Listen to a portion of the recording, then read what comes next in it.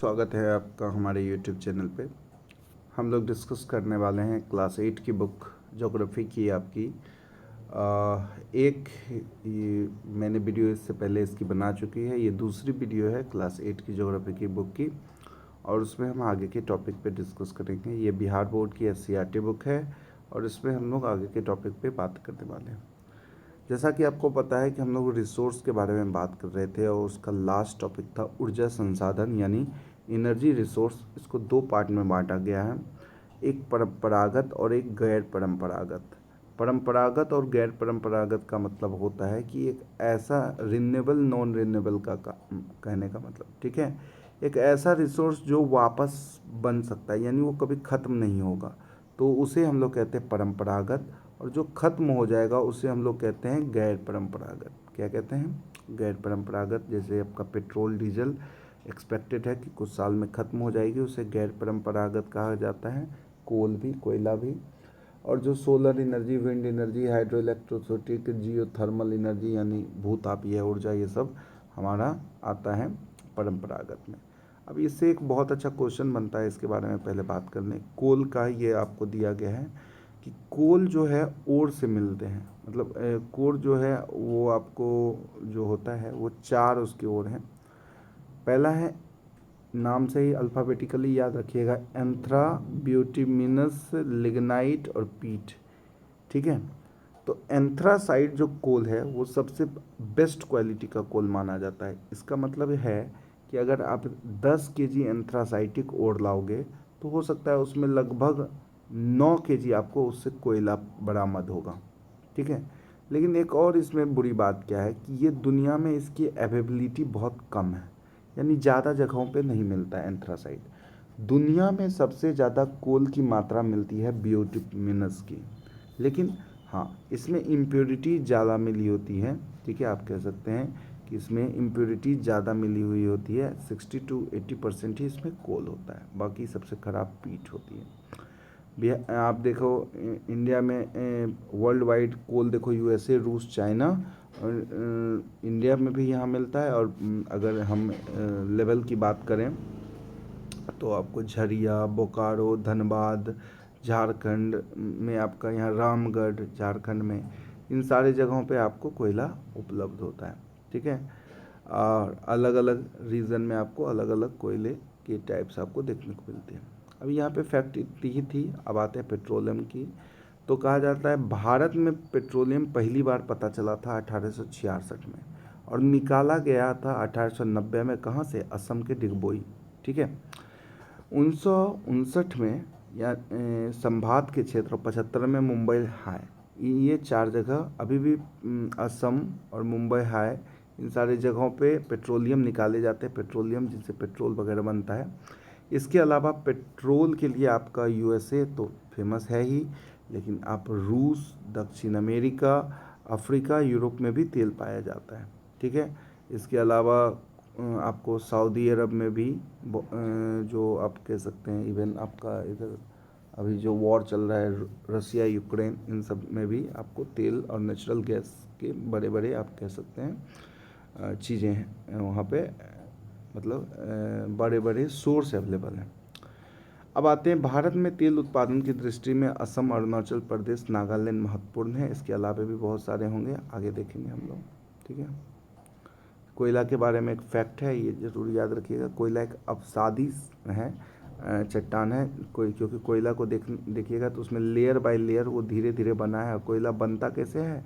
तो हजारों सालों पहले क्या हुआ था कि डायनासोर के समय में वो लोग ज़मीन में दफन हो गए, तो उन्हीं के आप कह सकते हैं जीवाश्म से कोयला बना था, ठीक है।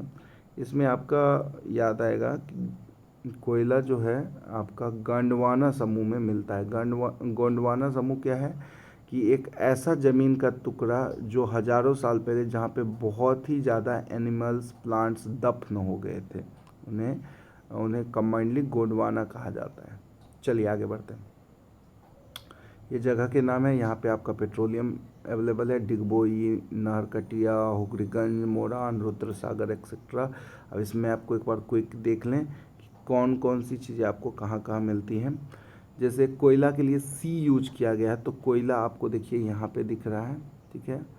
आपको मुंबई में दिखेगा, ठीक है, मुंबई के रीजन में, यहाँ पे मैप में नहीं आपको मार्क्ड है, लेकिन फिर भी यहाँ आपको कोयला नहीं, कोयला मुंबई में नहीं दिखेगा आपको। यहाँ पे कोल दिख रहा है, यहाँ पे कोल दिख रहा है, ठीक है। कोल आपको यहाँ पर भी छोटा नागपुर रीजन, या आप कहिए कि जनरली आपका झारखंड में, रामगढ़ वगैरह में अवेलेबल है। तेल का क्षेत्र ओ से दिखाया गया, देखिए आप यहाँ पे मुंबई पानी ज़्यादातर समुद्र के इलाकों में, ठीक है। यहाँ पे मुंबई हाई आपको मिल गया, इधर मिलेगा आपको असम के पास, ठीक है। इसी तरह सबको यहाँ पे मार्क किया गया। चलिए, इसमें नीचे कुछ नहीं है, आगे बढ़ते हैं। महाराष्ट्र राज्य से पश्चिम अरब सागर में मुंबई हाई उत्पादन केंद्र है। यहाँ समुद्र में सागर सम्राट नाम का जलमंच बनाया गया है, ठीक है। ये नाम है, याद रख सकते हैं। देश में 18 से अधिक तेल शोधक कारक। अब वो जो पेट्रोलियम आती है वो डायरेक्ट ऐसे नहीं है कि जो निकाले और डायरेक्ट हम जाके अपने बाइक में डलवा सकते हैं, नहीं।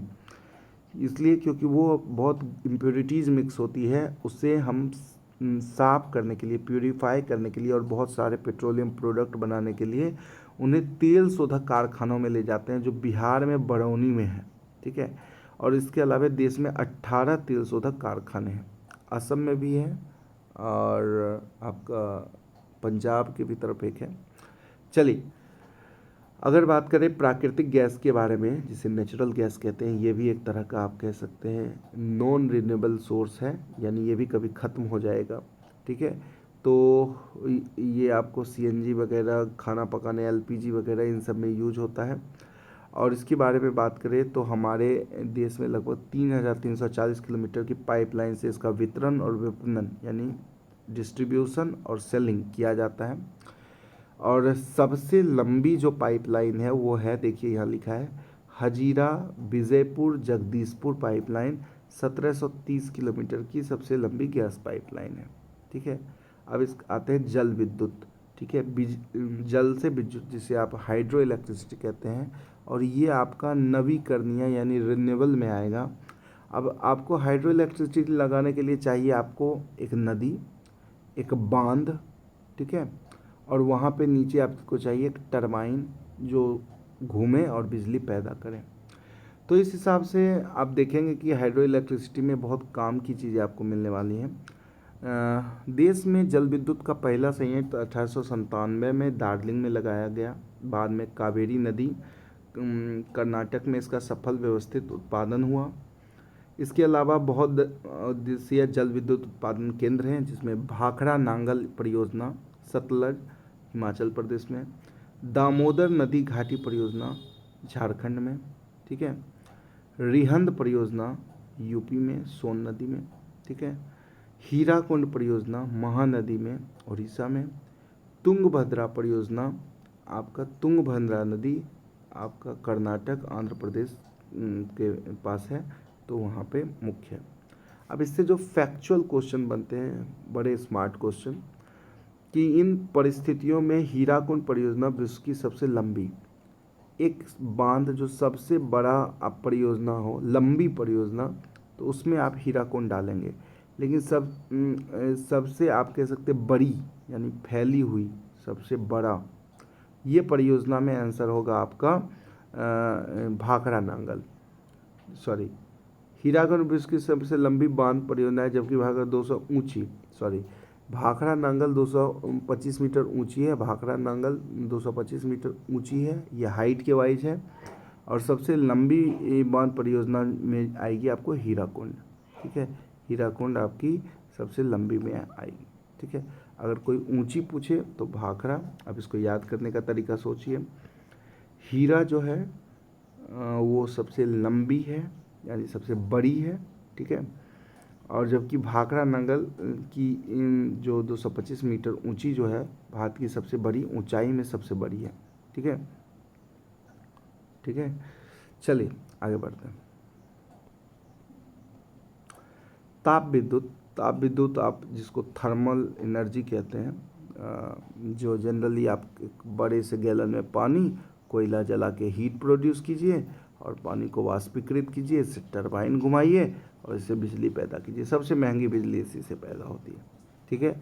और ये आपका बहुत सारा कहलगांव, फरक्का, बरौनी, आपको तो बाढ़ में भी दिखता है, समस्तीपुर में आपको भी दिखता है, बहुत सारे जगह आपको ये दिखता है। परमाणु ऊर्जा की बात करें तो आप जानते हैं कि इसे न्यूक्लियर एनर्जी कहते हैं, ठीक है। न्यूक्लियर फ्यूजन से प्रोड्यूस एनर्जी। कभी न्यूक्लियस को साइंस से भी क्वेश्चन बनता है कि न्यूक्लियस को तोड़ा जाता है कि उससे कोई नए एलिमेंट का फॉर्मेशन हो जाए, तो इसलिए उसे न्यूक्लियर फ्यूजन कहते हैं। इसमें हीट जनरेट होता है और इसमें सबसे ज़्यादा कोई मेटल यूज होता है तो उसका नाम है यूरेनियम, ठीक है। कौन सा है? यूरेनियम, ठीक है। सबसे ज़्यादा यहाँ आपका उसी से बनता है। भारत में इसकी उपलब्धता है, ठीक है। और पहला परमाणु केंद्र जो है तारापुर महाराष्ट्र में स्थापित किया गया था 1955 में, ठीक है। यहाँ उसके बाद बहुत सारे कोटा, राणा प्रताप सागर केंद्र, कलपक्कम तमिलनाडु एक्सेट्रा बहुत सारे हैं। इसके अलावा आगे बढ़ते हैं हम लोग। ऊर्जा के गैर परंपरागत, तो नॉन कन्वेंशनल, यानी जो हमारे यहाँ पे कन्वेंशनल नॉन कन्वेंशनल की बात हो रही है, तो जो ये सारे थे जो पहले से बहुत पुराने थे। अब जो कन्वेंशनल नॉन कन्वेंशनल का मतलब जो लेटेस्ट आए हैं, उन्होंने अपडेट किया है, कुछ चीज़ों को हटाकर उन्होंने जगह लिया है। तो उनमें से अगर बात करें तो उसमें से आती है सौर ऊर्जा, ठीक है। सौर ऊर्जा जानिए गुजरात के भुज में सबसे बड़ा सौर का संयंत्र लगा हुआ है, यानी प्लांट लगा हुआ है, ठीक है। इसके अलावा भूतापीय ऊर्जा, ज़मीन के अंदर की ऊर्जा, आप जानिए कि हर 32 किलोमीटर अगर ज़मीन के अंदर आप जाएंगे तो 1 डिग्री सी टेम्परेचर बढ़ता है, ठीक है। कहा जाता है कि हिमाचल प्रदेश, मणिकरण, लद्दाख के पूगा घाटी, ये क्वेश्चन आंसर में भी आपको मिलेगा, लद्दाख के पूगा घाटी में भूतापीय ऊर्जा का संयंत्र लगा हुआ है, ठीक है। फिर पवन ऊर्जा, ठीक है। पवन ऊर्जा जनरली कोस्टल रीजन, यानी जहाँ दूर दूर से हवाएं बहुत तेज़ चलती हैं वहाँ पे आपको संभव है। तमिलनाडु, महाराष्ट्र, आंध्र प्रदेश, कर्नाटक, सारे समुद्र के किनारे हैं, गुजरात, यहाँ पे आपको ये चीज़ें संभव है, ठीक है।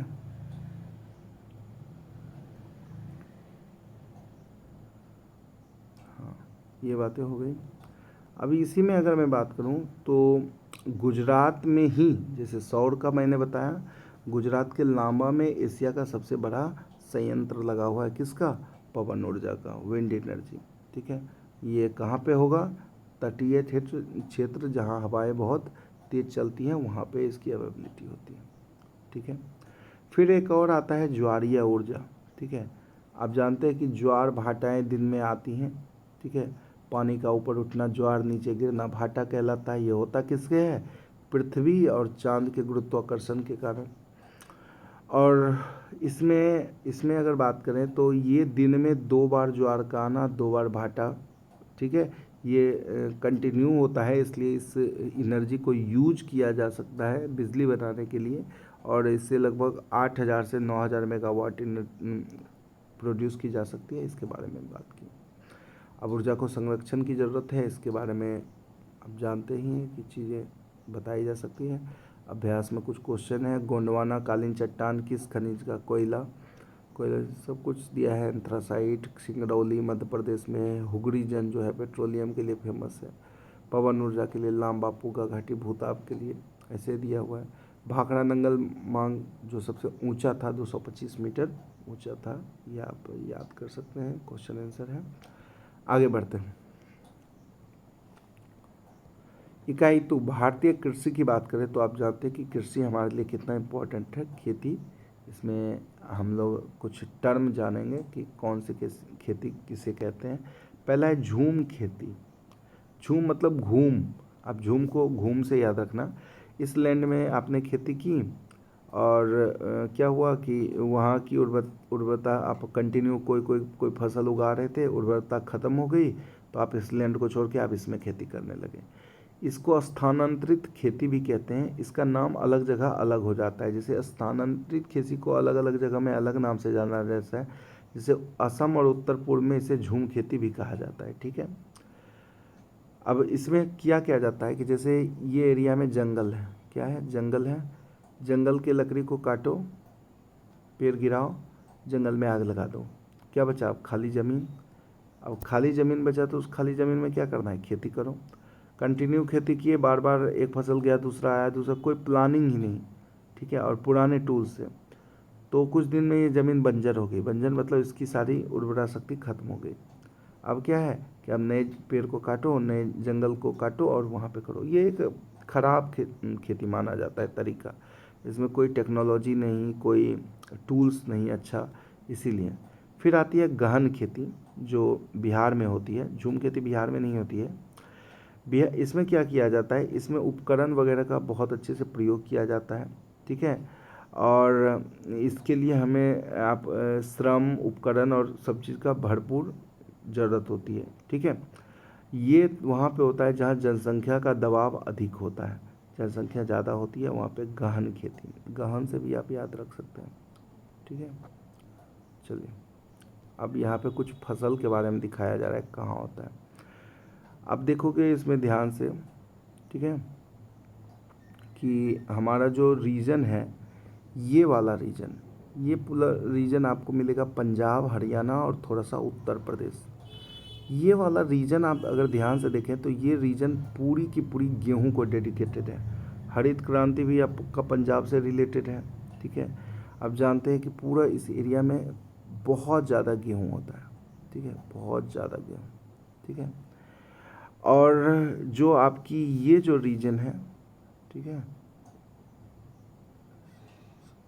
ये वाली रीजन पूरी, ठीक है, ये आपकी धान और चावल से रिलेटेड है, ठीक है। अब याद रखिए, गेहूं का कटोरा पंजाब को कहा जाता है और धान का कटोरा छत्तीसगढ़ को, आंध्र प्रदेश को कहा जाता है, ठीक है। आप इसको याद रख सकते हैं। अब इसमें कुछ चीज़ें आती हैं, जैसे कमर्शियल क्रॉपिंग क्या है, तो ऐसे फसल जिसको आप बेचने के लिए उगाते हैं, जैसे मखाना। आप कितना भी मखाना उगा लो, अगर आपके पास 100 बोरा गेहूँ है तो हो सकता है उसको आप रख भी सकते हो, लेकिन मखाना 100 बोरा होगा तो थोड़ी रखोगे, 1-2 केजी रखोगे, सेल ही करोगे। केला सेल करोगे, तंबाकू सेल करोगे, तो इसे कमर्शियल क्रॉप्स में रखा जाता है, ठीक है। फिर फसलों को 3 टाइप से बांटा गया है, ये सभी सुनते रहते हैं, खरीफ फसल, रबी फसल और एक जायद खरीफ फसल। अब खरीफ फसल जो है अभी जून जुलाई में लगाएगी मानसून आने पे, और इससे उपजेगा धान, मक्का, जूट, ये आप स्पेशली याद रखिए। रबी फसल मतलब, रबी मतलब सूर्य, सूर्य यानी आप धूप उसमें बहुत ज़्यादा चाहिए, जैसे खरीफ में बारिश बहुत ज़्यादा चाहिए, रबी में धूप चाहिए। ये रबी के बारे में बताएं तो ये अक्टूबर नवंबर में बोई जाती है, मार्च अप्रैल में कट जाती है, जो प्रचंड रूप में गेहूं का फसल करता है। गेहूं, चना, मटर, ये सारी उसमें आती है। अब जायद क्या है, जायद फसल है कि रबी और खरीफ के बीच में, ठीक है, जो फसल उगा ली जाए, जैसे तरबूजा, ककड़ी, सब्जी, कुछ सब्जी, खीरा, जो बहुत कम समय में फसल मतलब प्लांट हो जाए और उससे आपको फसल आने लगे, तो उसे जायद कहते हैं, ठीक है। ये इसमें जनरल टर्म है, आप इसको याद रख सकते हैं। अब कुछ फसलों को और भी तरह से बांटा गया है, जैसे कुछ खाद्य फसलें जो हमारे डेली यूज का फसल है, जैसे चावल, दाल, रोटी जो हम लोग खाना खाते हैं, उसके फसलें को खाद्य फसल कहते हैं, जैसे धान, गेहूँ, चना, मूंग, मटर, राहर, ठीक है। रेशेदार ऐसे फसलें जिससे फाइबर्स बनते हैं, धागे बनते हैं, जैसे कॉटन, जूट, ठीक है, कॉटन, जूट, ये सब रेशेदार फसल हुए। पेय फसलें जिससे कुछ पीते हैं, जैसे चाय और कॉफ़ी, ठीक है। बागवानी फसलों में आपका फल, फूल, सब्जी आती हैं। और व्यापारिक फसलें जैसे तंबाकू वगैरह, ये सब व्यापारिक फसलें हैं, ठीक है। आपको यहाँ पे यही चीज़ अभी देखने को मिलेगा हर जगह। इसमें कुछ की पॉइंट्स हैं तो मार्क आप देख लीजिए जनरली। जैसे कि आपका की पॉइंट्स में आपका है कि चाय को उगने के लिए क्या चाहिए, जीवांश मुक्त गहरी मिट्टी, ढलवा क्षेत्र, यानी बारिश हो लेकिन पानी रुके ना, ऐसा जगह, ठीक है। और कॉफ़ी कर्नाटक, तमिलनाडु, केरल में होता है। जनरली कॉफ़ी तो इस रीजन में दिखने को नहीं मिलता है, कर्नाटक, केरल, तमिलनाडु में होता है, ठीक है। और यहाँ पे कुछ चीज़ें खास, हाँ यहाँ पे देख लेते हैं। गुजरात, महाराष्ट्र, मध्य प्रदेश, तमिलनाडु, राजस्थान जो है मुख्य उत्पादक है रेशे वाले फसल, यानी कपास, जूट का। तुम्हें पता है कपास जो है वो आपकी ब्लैक सॉइल में होती है, काली मिट्टी में होती है, ठीक है। जूट जो है उस हिस्सों में होगा जहाँ पानी ज़्यादा है, क्योंकि इसके रेशे को निकालने के लिए पानी चाहिए। जहाँ पॉन्ड वगैरह होता है तो उसमें सड़ने के लिए उसको दिया जाता है, उससे रेशे निकाले जाते हैं। ठीक है, तो यहाँ पे चीज़ें यहीं तक थी, आगे देखते हैं। इसमें कुछ तो है खास नहीं, व्यापारिक फसलें बता ही दिए थे आपको। ठीक है, जिससे व्यापार डिपेंडेंट होता है, जैसे गन्ना हो गया, ये सब हो ही गया था। अब कृषि को प्रभावित करने वाले कारक, किस किस बात पे कृषि डिपेंडेंट है, तो वर्षा टाइम से होनी चाहिए। कृषि खेतों के छोटे आकार, अब देखो अब हुआ क्या कि पहले लोगों के पास बड़ा प्लॉट था, प्रॉपर्टी बढ़ती गई बढ़ती गई बढ़ती गई बढ़ती गई, हुआ क्या कि लोगों के पास जो इतना बड़ा कभी प्लॉट हुआ करता था वो अब छोटा छोटा प्लॉट होने लगा, तो खेतों के छोटे आकार भी हो गए। भूमि का असमान वितरण, किसी के पास बड़ा लैंड है, किसी के पास छोटा लैंड है। कृषि ऋण, ठीक है, अब किसी को समय पे कृषि के लिए पैसा मिलता है, किसी को नहीं मिलता है। कृषि विपणन, विपणन का मतलब होता है मार्केट, बाजार। ठीक है, परंपरागत कृषि, बहुत लोग अपने पुराने तौर तरीके को बदलना नहीं चाहते, तो ये सारी चीज़ें जो हैं जो खेती को प्रभावित करती हैं। बिहार प्रांत की खेती जो होती है मानसून पे डिपेंडेंट होती है। आजकल भी बिहार में परंपरागत कृषि यूज होता है। कृषि जीवन निर्वहन के लिए हमारे राज्य में इसलिए किया जाता है क्योंकि हमारे राज्य में जनसंख्या जो है अधिक है और अन्य क्षेत्रों में जो है जॉब अपॉर्चुनिटी बहुत कम है।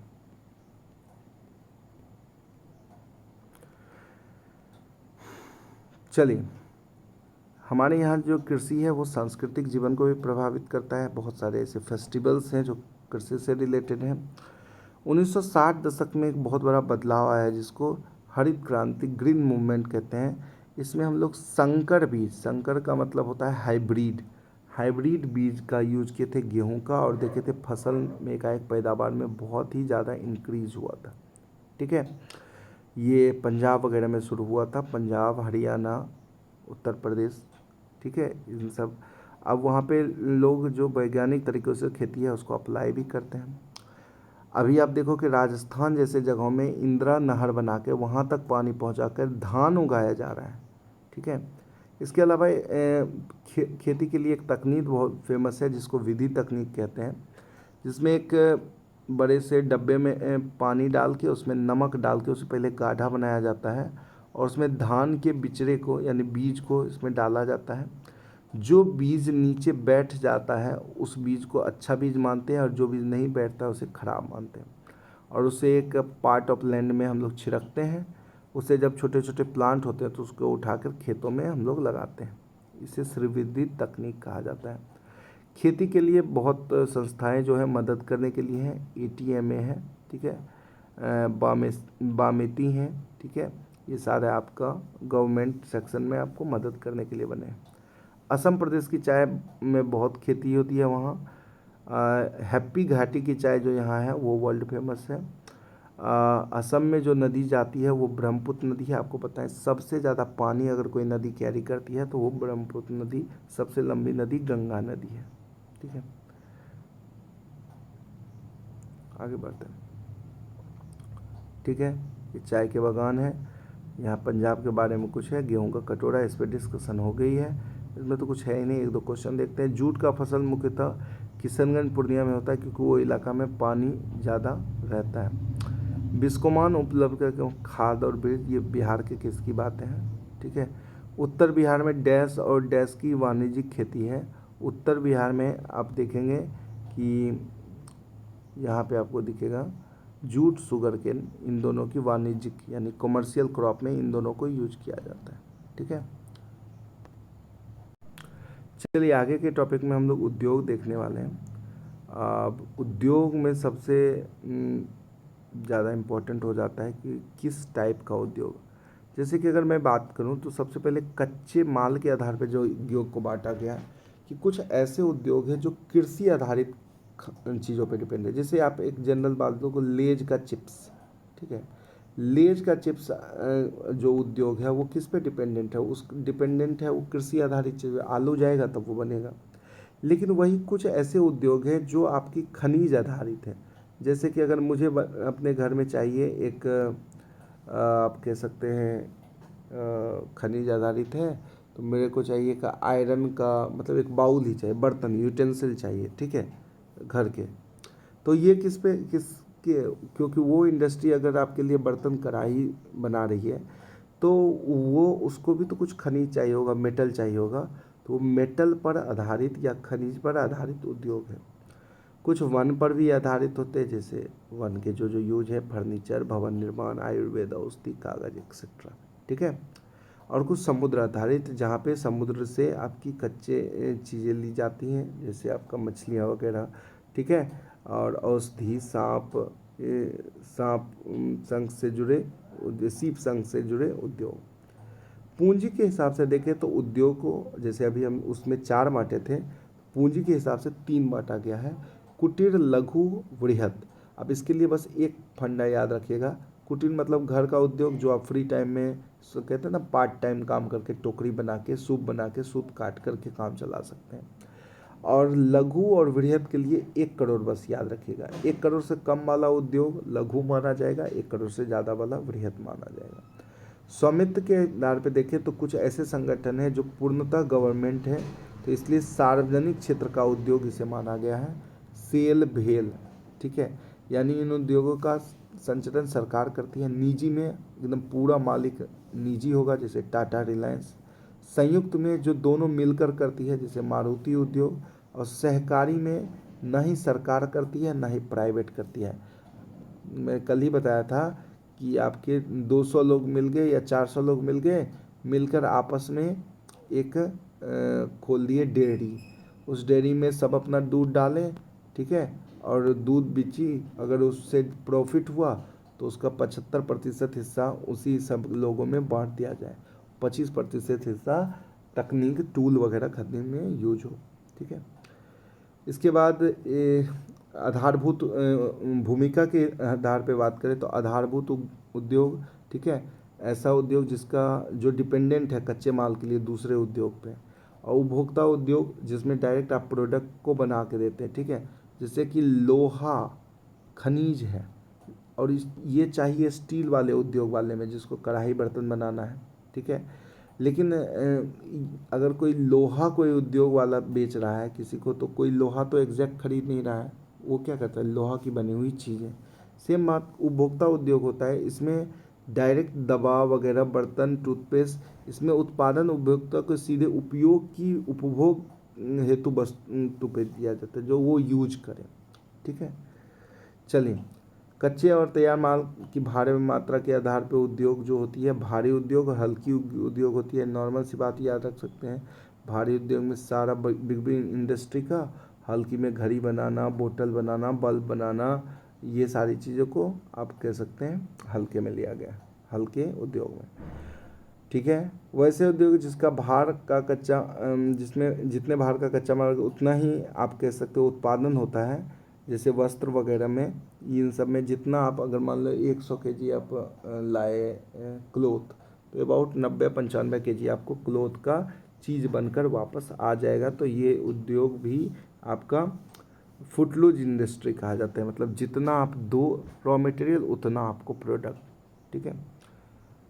अब ये प्रभावित किन किन चीज़ों पे होती है उद्योग, तो उद्योग होती है कि उपलब्धता, माल कितना है, बाज़ार कैसा है, परिवहन का क्या सिस्टम है, श्रम शक्ति कितना एफर्ट लोग लगा रहे हैं, और पूंजी का मतलब पैसा, ठीक है।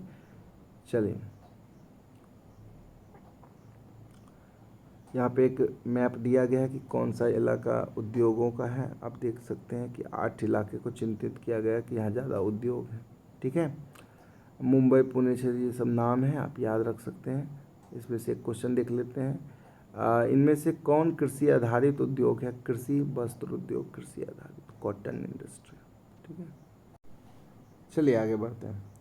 अब लास्ट टॉपिक आज के इस वीडियो का बस रहेगा आपका कि लौह इस्पात उद्योग। आप जानते हैं लोहा सबसे ज़्यादा यूज होने वाला मिनरल है, इससे बहुत सारी चीज़ें बनती हैं। और भारत में लौह का केंद्र आपका झारखंड, उड़ीसा, छत्तीसगढ़ है, ये आप याद रख सकते हैं। झारखंड, उड़ीसा, छत्तीसगढ़, आप इसको याद रखने का तरीका भी है। झारखंड में आपका है क्या आपका है, जमशेदजी टाटा का आपके यहाँ पे पश्चिम बंगाल में आपको दुर्गापुर में मिलेगा, इधर राउर छत्तीसगढ़ वगैरह में भी और उड़ीसा में भी आपको अवेलेबिलिटी होती है लौह इस्पात उद्योग की। चलिए एक क्विक व्यू ले लीजिए कहाँ कहाँ पे आपके हैं। राउरकेला आपका देखिए यहाँ पे नीचे है, दुर्गापुर आपका वेस्ट बंगाल हो गया, जमशेदपुर बोकारो आपका इसमें हो गया झारखंड में। तो ये सारा चीज़, भद्रवती आपका इधर चला गया कर्नाटक में। चलिए ये सारी चीज़ें आपको दी हैं कि लौह इस्पात और उसके केंद्र आपको देखिए, बोकारो झारखंड, जमशेदपुर झारखंड, राउरकेला उड़ीसा, भिलई छत्तीसगढ़, दुर्गापुर पश्चिम बंगाल, बर्नपुर पश्चिम बंगाल, विजयनगर आपका कर्नाटक, सेलम तमिलनाडु, भद्रवती कर्नाटक, ये आपको याद रखना पड़ेगा। चलिए तो आप लौह इंडस्ट्री जो होती है उसमें सिर्फ आयरन नहीं चाहते, थोड़ा डोलोमाइट, थोड़ा चूना, थोड़ा मैंगनीज, क्योंकि आपको पता है कि कच्चा माल जो होता है, कच्चा लोहा जो होता है वो ढलवा होता है, वो टूट जाता है। उसको इलास्टिसिटी बढ़ाने के लिए उसमें कुछ कुछ चीज़ें मिश्र धातु बनाई जाती हैं, मिक्स की जाती हैं। ठीक है, यहाँ एक डेटा है। अब इससे काम की चीज़ पे आते हैं। भारत में इस्पात बनाने वाला पहला कारखाना 1907 में साक्ची नामक स्थान पर जमशेदजी टाटा द्वारा खोला गया था। ठीक है, 1907 में जमशेदजी टाटा द्वारा। ठीक है, अब इसमें भी एक इम्पॉर्टेंट चीज़ है कि जब इसको खोला गया था जमशेदजी टाटा द्वारा, तो इस फैक्ट्री को सारी चीज़ें कहाँ से मिलती थी जो भी इस इंडस्ट्री को चाहिए थी। ठीक है, अगर मैं बात करूं तो इस संयंत्र के लिए लौह अयस्क सिंहभूम, बादाम पहाड़, गुह महिसनी की पहाड़ियों से प्राप्त होता था, जो यहाँ से लगभग 100 किलोमीटर दूर है। कुल अयस्क की आवश्यकता 50% अकल नोआ मुंडी सिंहभूम से आता था। कोयला इस इंडस्ट्री में यूज होने के लिए जो कोयला आता था वो आपको आता था झरिया से। कहाँ से आता था? झरिया की खानों से। और चूना पत्थर 320 किलोमीटर दूर वीरमित्रपुर और कटनी वगैरह से। और पानी की जो आवश्यकता थी वो स्वर्ण रेखा और कई कई नदियों से प्राप्त होती थी। ठीक है, आप देख सकते हैं इसके डिफरेंट चीज़ें यहाँ बनती थी, यूज भी होता था। ठीक है, अब आते हैं आगे। बोकारो के बारे में थोड़ा सा अध्ययन है। बोकारो में BSL, ठीक है, बोकारो स्टील लिमिटेड सेट है। ये चतुर्पंचवर्षीय योजना के तहत 1964 में रूस की मदद से बनाया गया था। ठीक है, इस संयंत्र में लौह अयस्क जो लोहा आता है वो कीरीबुरु से आता है। ठीक है, चूना पत्थर वीरमित्रपुर पुत्र आपका बंगाल से आता है। ठीक है, और पानी के लिए दामोदर नदी यहाँ पे फेमस है, वो देती है। सेल, उसके बाद क्या है? सेल। सेल का फुल फॉर्म है स्टील अथॉरिटी इंडिया लिमिटेड। ठीक है, सेल जो है बहुत जगह पे है, जैसे Bokaro SAIL, Bhilai SAIL, Durgapur SAIL, Rourkela SAIL, Salem SAIL. ठीक है, यहाँ पे आपको स्टील रिलेटेड प्रोडक्ट्स बनाए जाते हैं, यूज होते हैं। चलिए फिर यहाँ पे कुछ डेटा है आपको लौह इस्पात का उत्पादन से जरूरी। फिर यहाँ पे कुछ क्वेश्चन है, जब सेल पूछा 1907, अभी क्वेश्चन किए हैं। कौन सा लौह सेल के अंतर्गत नहीं है? वर्णपुर, याद रखिएगा। सेलम लौह उत्पादक केंद्र किस राज्य में स्थित है? तमिलनाडु, ये आपका क्वेश्चन आंसर है, ये आप जरूर देखिएगा। एक बार मैचिंग वाला देख लें। दुर्गापुर का पार्टनर पश्चिम बंगाल, विशाखापट्टनम आंध्र प्रदेश, भिलई का छत्तीसगढ़, भद्रवती का आपका कर्नाटक सही है। धातु की रेलिंग प्रोसेसिंग और ढलाई के द्वारा आकार दिया जाता है। उड़ीसा में डैश राउरकेला। विजयनगर लौह इस्पात केंद्र कहाँ है? कर्नाटक में। विजयनगर और भद्रवती दोनों पुराने नाम, कर्नाटक। टिस्को की खाने से डैश कोयला मिलता है? टिस्को की खाने से